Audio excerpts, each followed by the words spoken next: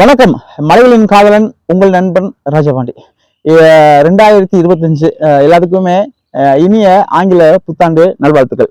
இன்னைக்கு நம்ம என்ன பார்க்க போறோம் அப்படின்னா, இந்த 2025 நினைச்சாவே எல்லாத்துக்கும் பயமா இருக்கு. ஏன் அப்படின்னு கேட்குறீங்களா? ஆமாங்க, இந்த 2025ஆம் ஆண்டுகள் இயற்கை சீற்றங்கள் அப்படின்ற இயற்கை சீற்றம், அப்புறம் பூகம்பம், இந்த மாதிரிலாம் நான் சொல்ல அந்த இதுக்குள்ளேயே நான் போகல.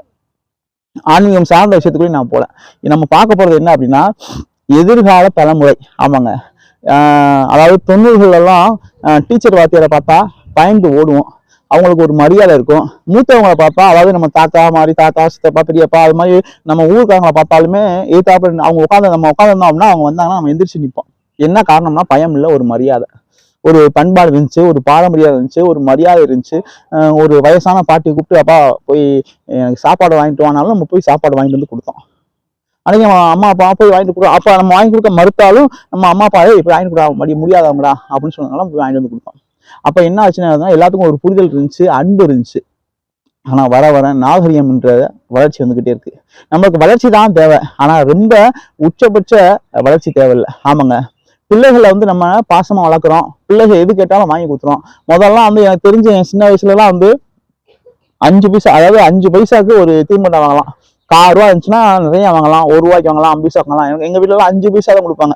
5 பைசா 10 பைசா தான் காசு கொடுப்பாங்க. அளவுதான் வாங்கிட்டு வந்து நான் வாங்கி சாப்பிடுவேன். என்னுடைய ஜென்ரேஷன் எனக்கு மூத்தவங்களும் அதோட கம்மியாக தான் வாங்கி சாப்பிட்ருக்காங்க.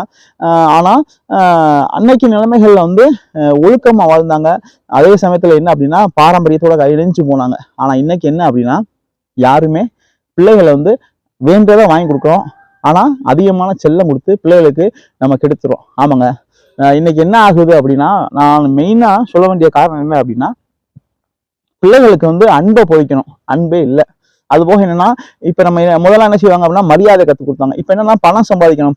நீங்க படிச்சு உடனே அரசாங்க வேலைக்கு போய் சேரணும், அரசாங்க வேலையில சேர்ந்த உடனே பணம் நிறைய சம்பாதிக்கணும் அப்படின்னா நம்ம பிள்ளைகளை சொல்லி வளர்க்குறோம். அது தப்பான முறை. பிள்ளைகளை நல்ல அன்பை சொல்லி வளங்க. அவங்கள விளையாட விடுங்க. விளையாடினா கேம்ஸ் இல்லை, மண்ணில் கபடி இந்த மாதிரி விளையாட்டு போட்டிகளை சேர்த்து விடுங்க. நல்லபடியாக அவங்க விளையாண்டு ஜெயிச்சு வரட்டும். இப்படி நிறைய விஷயங்கள் பண்ணாதான் பிள்ளைகளை நல்லா வளர்க்க முடியும்.